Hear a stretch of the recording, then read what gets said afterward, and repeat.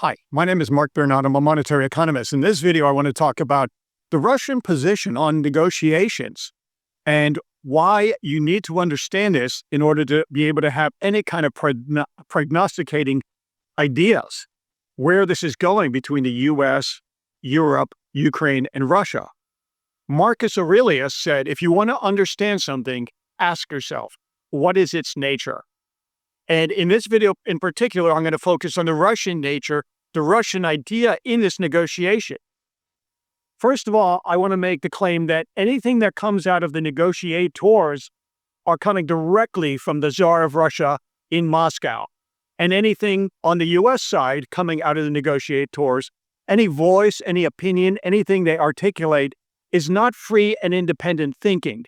It's specifically coming from Washington, the leader, the one and singular man. So I think we're clear on that, right? It's only two people in the room. No matter who is representing who and who says what, if they're not following the boss and the words of each Moscow and Washington boss, they're fired. They're out of there. And we know this.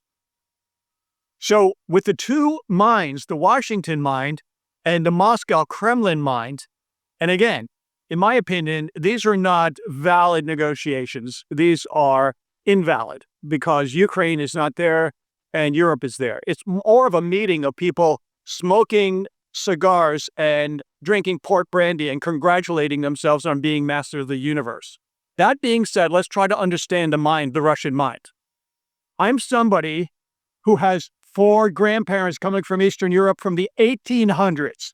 I have touched the past, and not very many of you can say that. I understand intimately the mind of Eastern Europe because I've had first-degree relatives from the 1800s. Let's say first-degree relatives from the 1800s of this Eastern Europe. I understand what happened and what that was transmitting through the cultural sphere, the collective unconsciousness. The Tsar of Russia has three main ideas. Ivan Ilyich, not Ivan Ivanovich, which is basically, John Smith in English. But this first one was, we'll call him the ideological idea behind the Tsar of Russia currently. The second one was Peter the Great as an inspiration. I'm going to talk about the first last. Peter the Great was an expansionist. He believed he was not taking land through imperial conquest, rather he was claiming lands that were already Russian. And the Tsar in Russia, the current Tsar, I don't refer to him by name as you know, has this philosophy: reclaim lands that are properly Russian. And if you take that to the end, that includes the Baltics and Poland. Now, his third role model was Joseph Stalin. Centralization, the means justify the ends. Now, he had other minor influences like Andropov, who I remember when he kicked the bucket in 1984. He was KGB. I think there was something funny going on there. He, quote unquote, had a flu. Okay, but that's neither here nor there. These three main ideas of centralization and brutal means and justify the means. Joseph Stalin, Peter the Great, who was not great. I told you the word great really means butcher in Russian. Okay, it's to take lands and reclaim it. And that would include the Baltics and Poland eventually.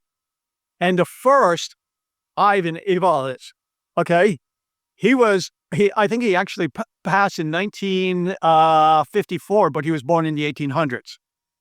So he is claimed to be, quote unquote, a spiritual Orthodox inspiration. And most people who were born in Moscow, born in Russia, have a cartoon-like understanding, a lot of people, of what religion is. Because they've been exposed to this guy, this thinking, externalized. He was a political ideologue. He was not religious. It's a bold claim. Dostoevsky, in contrast, was somebody who focused on personal piety, sacrifice, toil, suffering, and lament. That's religion. That's true, authentic religion. Toil, suffering, and lament. Humility, poverty. When the world beats you down, thank God, because it shows you humility. If somebody needs your help, take your jacket and give it to them. Give them your shirt as well. That is the true, you are your religion, understanding in the true, authentic Dostoevskian, true pious people from Eastern Europe in the 1800s.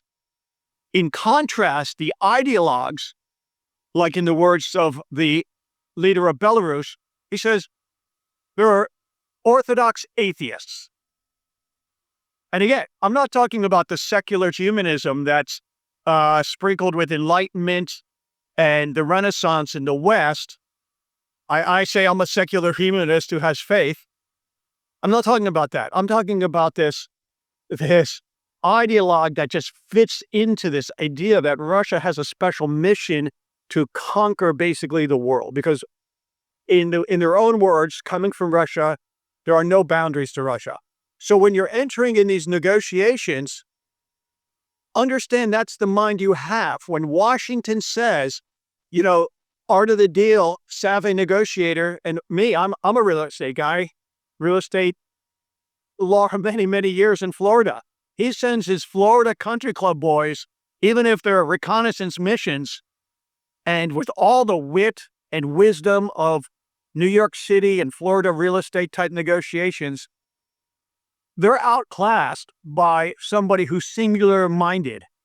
And all the Russians think, the only thing on their mind, don't try to read into it, don't try to go deeper, don't try to think about negotiations. The only thing the Russians think is, we kaboom this, we kaboom that. Oh, you give us land, you make concessions, we take breath, and then we kaboom this. Oh, we work on biologicals. So is that not the case? They think they're gathering information. They think it's The Apprentice, art of the deal. They think it's show. Let me clue you in. The Russians don't think that way. Coming from somebody who had 4 grandparents from this 1800s mentality and ideas, and they were the pious. They were not the imperialist. They were the pious people, but from this imperialist. And I remember specifically my grandmother telling me about the Russians and the cavalry and the army and the brutality of it. Even Ludwig von Mises, the Austrian economist, somebody who I quasi-admire, he was born in Ukraine and he joined to fight against Russia. So they conveyed that they're singular-minded and there is no negotiation, nothing possible. Everything is just an illusion and everything is a cover for we kaboom this, we kaboom that. So if we're all products of our age, do you think in any way, shape, or form the Tsar of Russia is going to say, oh, I'm sorry, I made a mistake. Oh, you've taught me something. Oh, Marcus Aurelius said, if a man does you wrong, teach him otherwise or blame yourself. Well, this guy's never read Marcus Aurelius or anything Western that's even relevant into his mind. I do think people change, but it has to be a radical transformation of your life, like taking up the cross or something. And that hasn't happened in any way, shape, or form in the Tsar of Russia. So when we go, the U.S., a country which I love, and I always separate Washington from America, because I'm American and I love it. But that is not representing me in Washington for various reasons. When we go into these negotiations, primary, and then the Europeans and maybe the Ukrainians will be involved. That's an illusion because they're not going into primary negotiations. They're showing their cards and showing their hands and showing their weakness to the Russians. I've made this metaphor, but hear me. I'm a Florida guy with a pink flamingo shirt and when these meter-long water moccasins so thick you can't even imagine. They look like dinosaurs, prehistoric dinosaurs. Come on my porch. I'm out there in my, pink Bermuda shorts and my sandals, my klapki, and a golf club swinging at it. Okay? That's what's happening with these negotiations in Russia. Just, these Florida guys, golfers, and they are golf buddies in Flamingo with a golf club, taking like little pot shots with their sandals at a water moccasin. Have no illusions. It's not going to end well unless they understand who they're dealing with. Marcus Aurelius, if you want to understand something, ask yourself, what is its nature? The key to this nature in these negotiations, go back to the 1800s in Russia. And that's the answer. Go back further. Ivan the Terrible, which they see as Ivan the Great or whatever. Okay, enough. My name is Mark Bernat.